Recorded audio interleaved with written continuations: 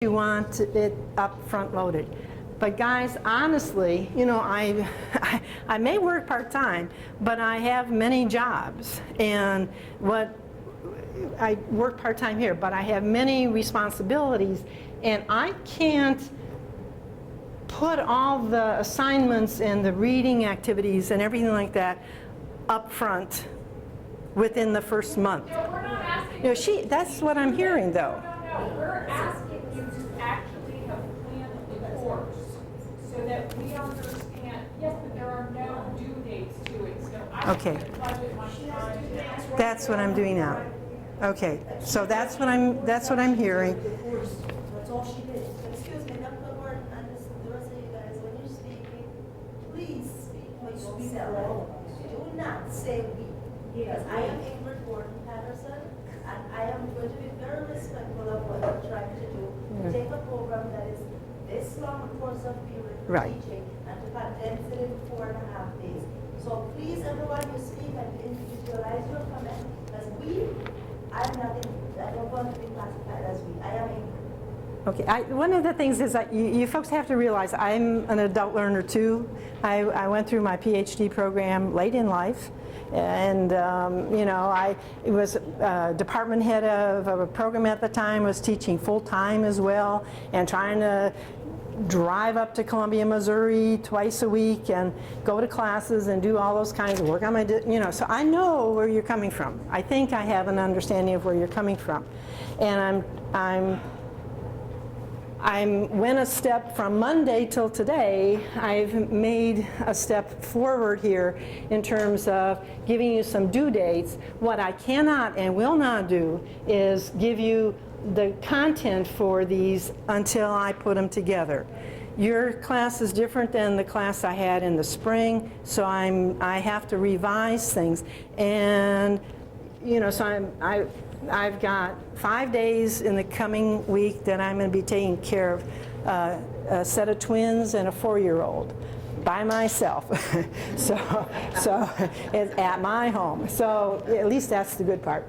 But so there, you know, so it's I hear you, and I'm going to try to accommodate you, but you have to realize I'm a human too, and can't get everything that everybody wants. But I'll try to. What I absolutely did here is to make sure that by November 18th, all the major assignments are done. You're done. All you have to do, the poster, you can work on that after today, because I'm going to show you how to do a poster. You can create the poster. You want to send it in to me tomorrow? Fine. The NI competencies is just the post-test. So there's nothing to study for. There's no tests there. There's, you know, it's just, I'm not going to load it on Blackboard until near December 9th, okay, or well, probably December 1st or something like that. And so I'll put it in a Word format, so that not a PDF file, so you can respond on that file and ship it back to me. Okay, all I want to know on there is your code word that you used on the pretest. Okay, and I think if you wrote it on your syllabus or wherever you put it, that's okay.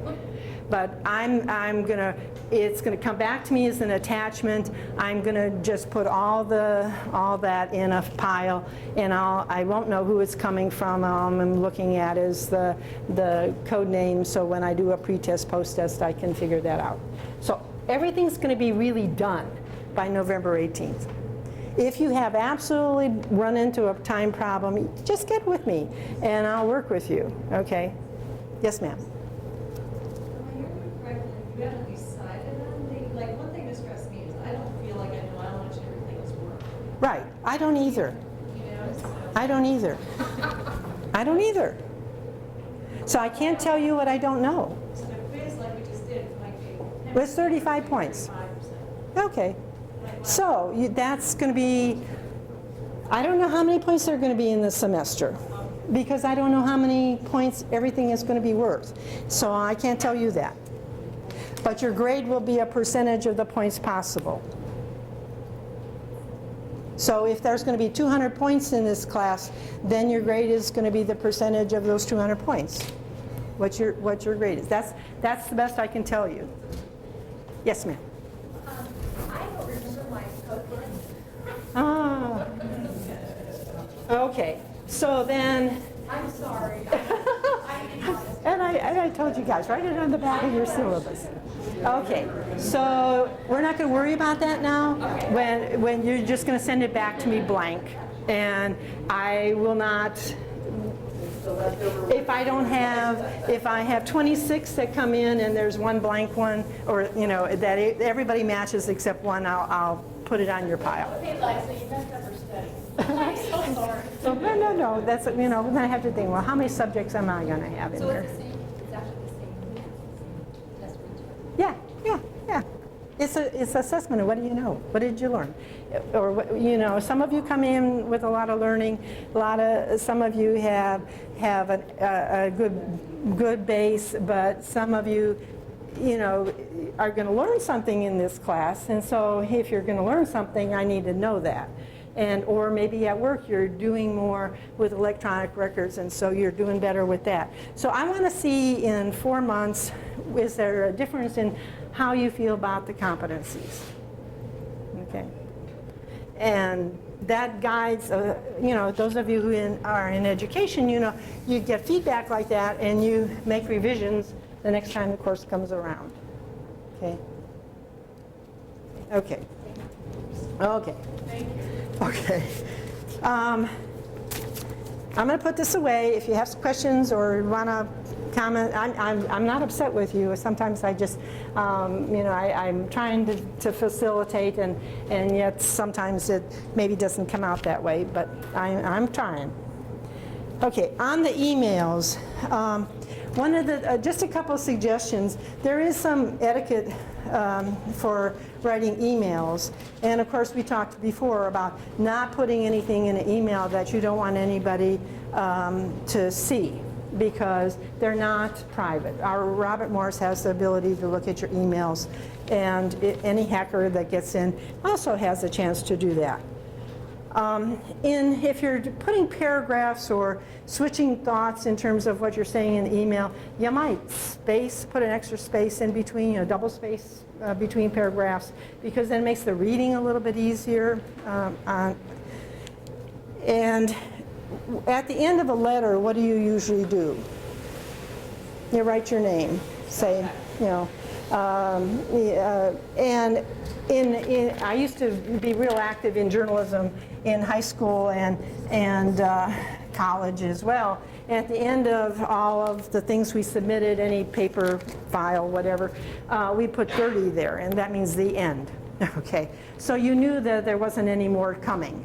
Okay, so my suggestion is not to put a 30 there, but at the end of whatever you're saying, here's the body of your email. And don't forget the subject line. Maybe put some topic there. If you just say assignment 1, and 27 people are sending me assignment 1, then that was the email assignment. That was the that we had. Then if I'm saving anything on my computer, then my computer doesn't know what to do with files that are the same title. So you might maybe put your initials or something like that in the body of in the subject line, and then I know who is coming from. Some of you didn't in your attachment have your name on there, but luckily you had your name, and I could get your name from the email and find out who it was from. So all I would say is, JMG, at the end, put your initials or your name, your first name, or something like that, just to know that, so I know that that's the end. Now you think, well, it's always the end, but not necessarily. Sometimes things get chopped off in the process of getting the email to where you want it to go. On your smartphones, you don't have to sign off, right? Because when it tells the recipient where this is coming from who it's coming from. But on an email, it's kind of like a postcard or a letter. You should probably sign off at the end. Okay, Dory, would you like to share the information that you received? My father being always terrified of the internet and anybody finding out where he is or who he is.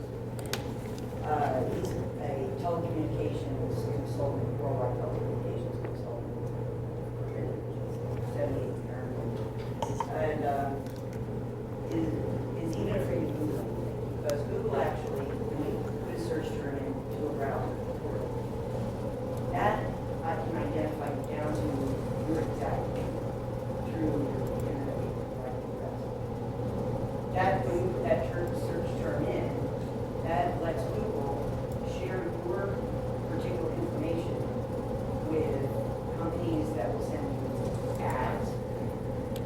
selling your information about the companies. And depending on, say clues or bankrupt, that can follow through to credit reports, to, all kinds of things. So my dad, of all these, said he found this browser called DuckDuckGo, one word, duck like quack, D-U-C-K, go, all one word, .com. That does not track.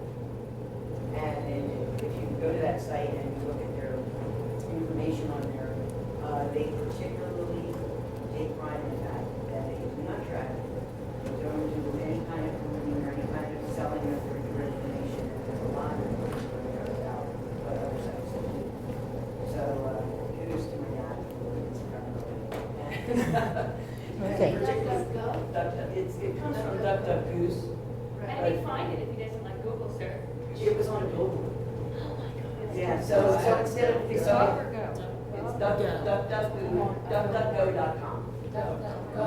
And DuckDuckGo.com. And so they said, one of the funny things was, of course, we've now turned Googling into a verb. So they said, what is going to be the verb for DuckDuckGo? They said, well, go duck. So that's, thanks to my dad this week. Okay. Thanks for sharing. Yeah. I think those are the kinds of things you want to share, and I think if you go ahead and find something interesting, or if we struggled over trying to find a way to do something and you found out, let me know. I can make a compilation of that and periodically just send you folks emails and say this is what we're sharing. We could do the discussion board kinds of things and whatnot, but I think that maybe or I guess you could email everybody in the class with the information, but then inboxes get pretty crowded. Mine has about 70 unread things in it right now. I haven't looked at them this week other than things coming from personal people, and personal people, that's kind of redundant. Okay, thank you, Dory. That was. We'll all go to DuckDuckGo and see what we can find out there. Actually, it was rated one of the top 15 websites of 2011 by Time Magazine. Well, great. It was based around Fortune. Okay, Yeah. good. We'll add. That'll be one I'll add on my little handout. Okay, I'll hand back the papers in a little bit here. I have your homework assignment for on the PubMed thing, and then I have the SPSS information. Okay, where are we time-wise? Okay.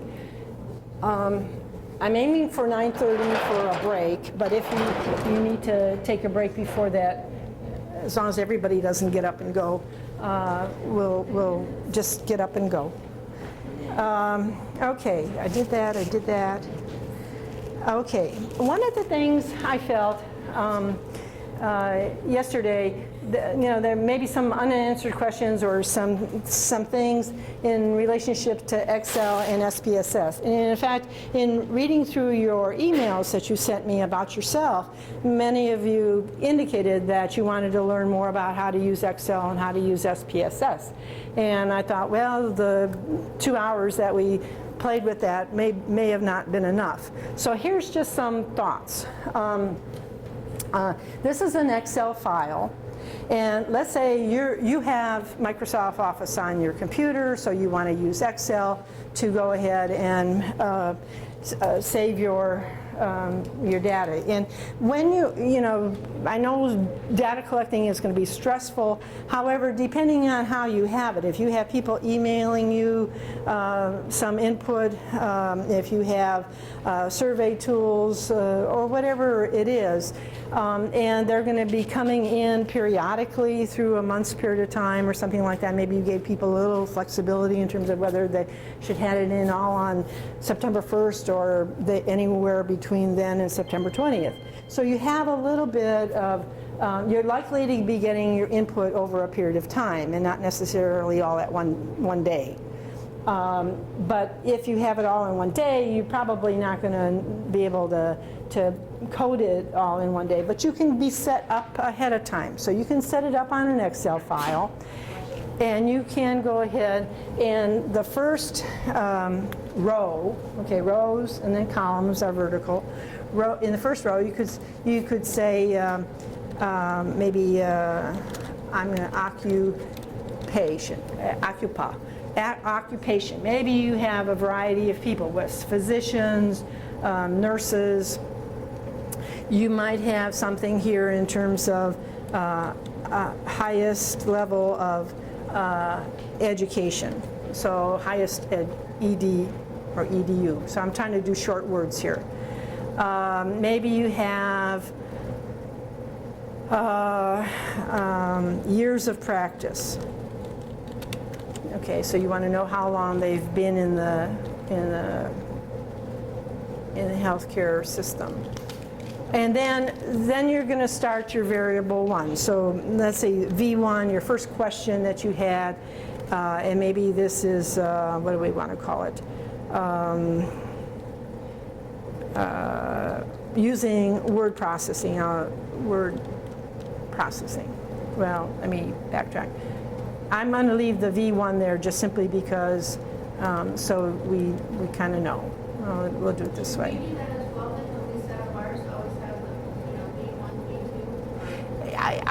I would, on my suggestion, when you're going to put together an Excel file, okay, and you're going to be coding your information on here, the first line, put your variable names. Okay, so all the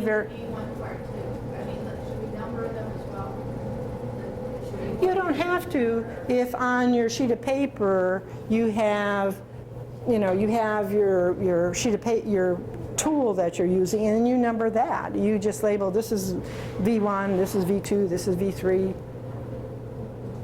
I'll give you a homework assignment that's going to have something that I would use on that nursing informatics pre-test, post-test, with some demographics and how you could code that, because that's what you're going to have to do. If you're going to be comparing nurse practitioners and physicians related to their interest in their support of the doctorate of nursing practice, okay, then this is really interesting. A little memory box in my brain just opened up and said, well, Joanne, what did you do for your master's thesis? And in my nurse practitioner program, we basically had to do a thesis. We didn't do projects, we did a thesis. And my research thesis was looking at the osteopathic physician's perception of nurse practitioners. And this would have been in 1980, when nurse practitioners were kind of new. And I picked the osteopathic physicians because some studies had been done with the allopathics. And in Springfield, we had an osteopathic hospital. And up in Kansas City, where I got my master's degree, we had many more osteopathic physicians. So I thought, well, it'd be interesting, two populations, find out if the osteopaths in Kansas City have the same perception of nurse practitioners as the osteopaths in Springfield. So that was my master's study, which was very interesting. Turned out they were not very supportive at all. But the people who were least supportive in both groups were the younger physicians rather than the older physicians. The older physicians were saying, oh yeah, it's so great to have these people because they can help a lot and do some of the things because I have a busy practice. The younger physicians didn't kind of imply that, but basically they were just starting off in their practices. And so they didn't, and they weren't too willing to relinquish some of their role. So that was interesting. So that you're going to have some demographic information that you have to put in, that you're going to be coding, you're going to putting values for it. So if they're a physician, they may be a 2. If you're a nurse practitioner, then they're a 1. And so you're basically putting in information, and so you want to do it all on one piece of paper. That's what your statistician wants. He doesn't want your piece of paper that you're using for your tool that you're using with the number of responses. He wants to see what each person, how each subject responded. Okay, so basically, set up your variables at the top here, whether they're nominal, which would be demographic kind of stuff, or whether they're your V1, V2, V3. And if you want to do, is it going to let me do this? Come on. If you want to say this is going to be V2, and the next one V3, you know, it's up to you. There's no rule here. Okay, there's no rule here. But down here then would be the subjects. So subject 2 would be the first tool you pick up that you start coding. So you start putting in the numbers. 1 and 2 and 2 and 1 and 3 and 2 and 4. I'm making these up, okay? And basically you're going to have the numbers based on the value, the code for the values that you have. So this might be the nurse practitioner. This second one maybe would be the physician, okay? And again, numbers along the way. Okay, and then let's put one more in here, and let's say you have another nurse practitioner responding, and I'm making this up, so don't type any of this out. Okay, so that's my Excel database. Okay, I can leave that here. Okay, and I go to the SPSS homepage, and I'm going to start a new study, so I'm going to type in the data. Whoops, go, okay.